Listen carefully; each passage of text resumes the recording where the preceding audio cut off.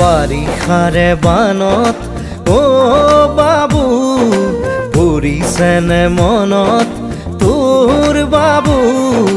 গোঠা মাৰিছিলো যে কলৰে নাৱত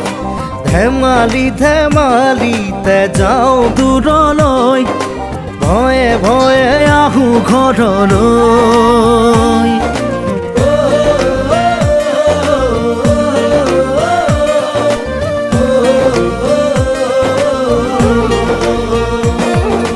বাৰিষাৰে বানত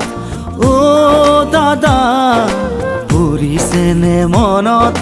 তোৰ দাদা বঠা মাৰিছিলো